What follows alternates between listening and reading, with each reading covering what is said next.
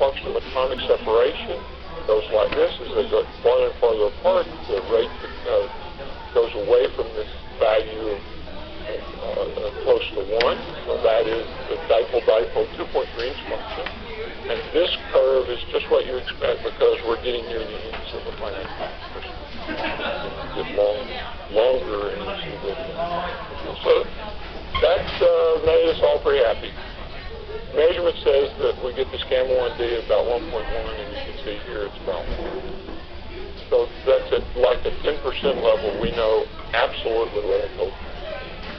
Out of the graph where you would calculate the structure has a geometry. We know we plug that into the string function calculation, and we know what we do. And that's a big relief after several years of not knowing what we do.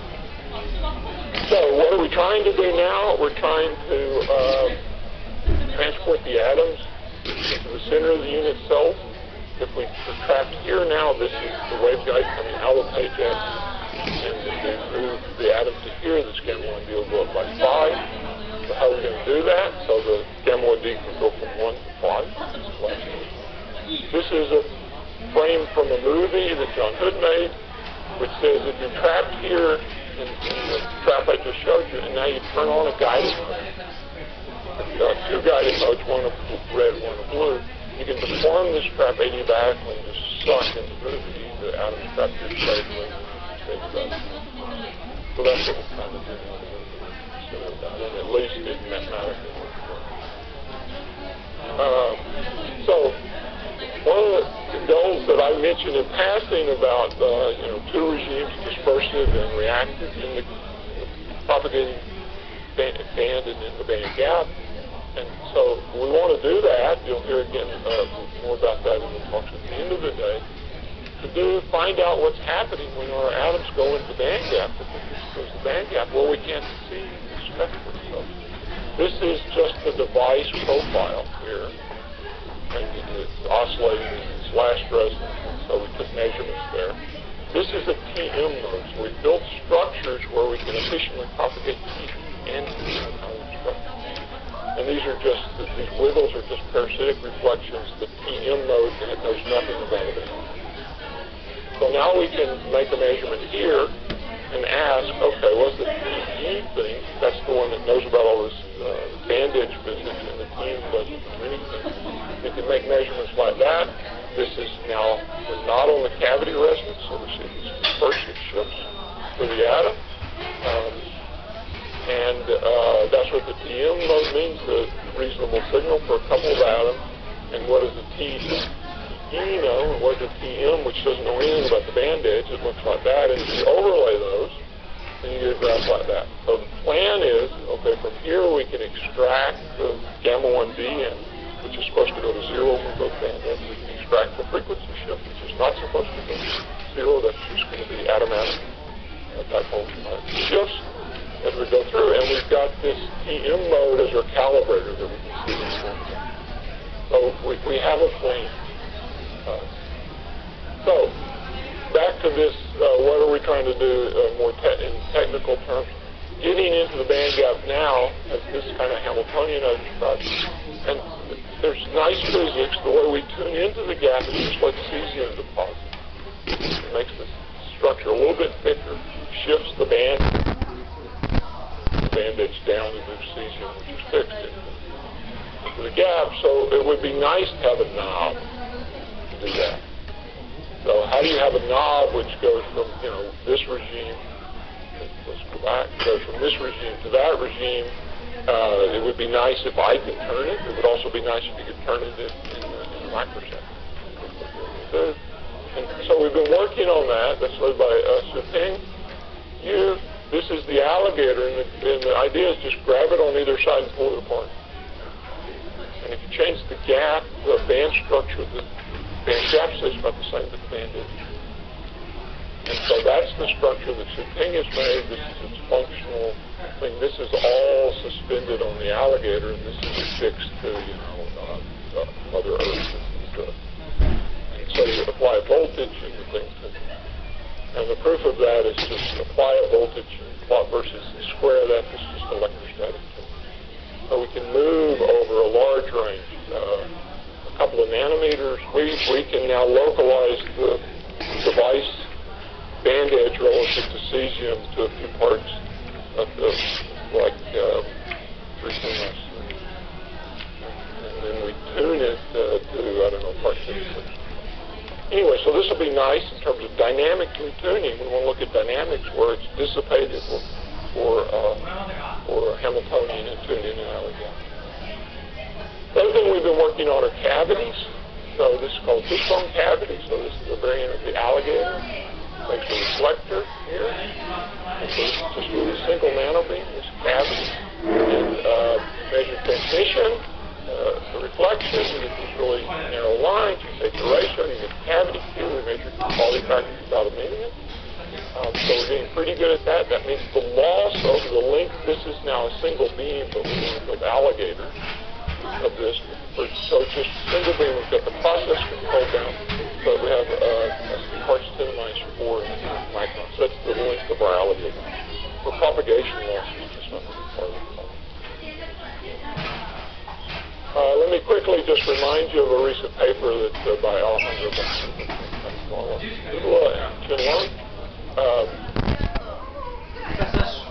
extending all these ideas to real two-dimensional structure, real band gap, band structure, real band gaps.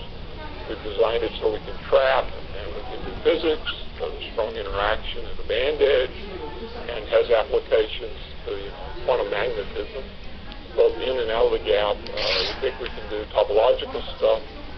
We have a manuscript we're preparing about that to essentially realize any quantum spin Hamiltonian. The basic idea, I'll just run over, and, this is the cartoon, but we really designed how you track it. The lambda system, so you go up and you go down, so this is the exciting ground state. The guided modes interact here. And so you get a spin Hamiltonian of your favorite flavor, or we can tune these coefficients, both the magnitude and the functional form. The interesting thing is how big is it? The functional form, we now think we can, this is a Bessel function, looks like a log, it looks like, what do you want?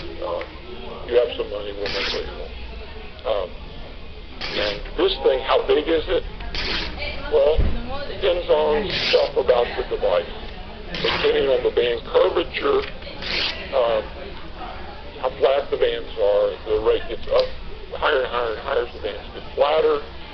So for the device that we designed, which is completely reasonable to build, it's fairly conservative, we think we can make this gamma 2D, which is the 2D analog of this 1D, we can make that kind of 30 megahertz. So smaller, we can make flatter curvature, then we can do better.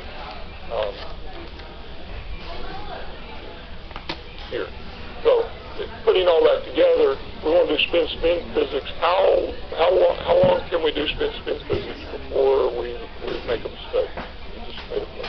This is the number of coherent cycles. And you can see in the device we designed, it put the atoms in the trap site. We already take gamma 1D down. Gamma prime, the loss number 0.4. And we can do tens of cycles. Not very good. If we're able to improve, we've got 10 to the 6 per cubes, we go up 10 to the 7. That's in the literature. 10 to the 8 is kind of heroic. But we ought to be able to make this thing a lot better and make flatter bands. Chen Lung Hung has already designed a 1D structure with that.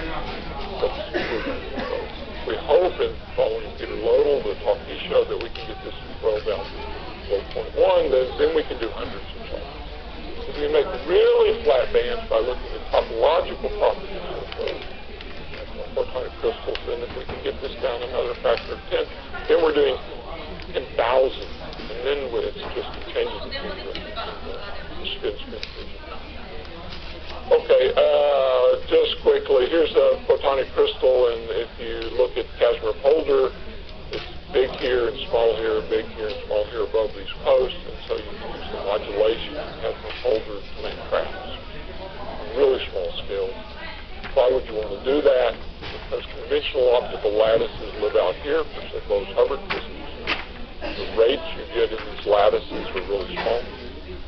That's why it's so heroic. Very low temperature. And if you go into one of these so-called vacuum lattices where the length scale can go way below the wavelength, then we think you can really push up. So, okay, let me thank the whole group. Thank you for your attention. We have one new student, and it's clear that he needs to be retrained as well. Thanks.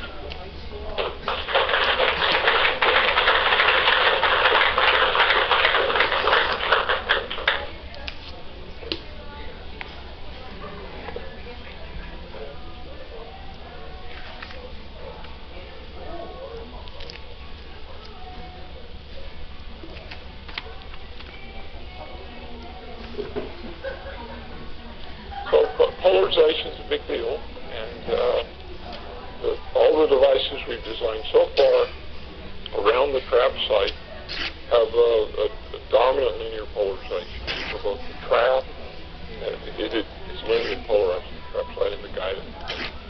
And then what you'd like to do, so that's nice. So we don't in atomic physics, you have any ellipticity, then you get a magnetic field, pseudo-magnetic field. So that's not good. So we've designed them like that. We've avoided all this stuff that you heard about for chiral photons that require elliptical, circularly polarized light. So that's really good. Bad is, look, these structures support this and that. They're not really good at linearly polarized light. Circularly polarized light. So if you want to use guided modes like that, then you have to say, well, this is the trap site, and that's what I'll call Z. And this guy in that language then is a linear combination of superpositions. Well, one idea that you can start it with is simply you define, say, in the ground state of rubidium, that +1 and -1. And you can talk to it with that polarization. That's a little tricky. So how well can we illuminate the thing externally and preserve the circular polarization inside the trap? So the other way is just try to do it. But that's a problem. So you can spend lots of nights with clever ideas, but I don't think we have to, because this is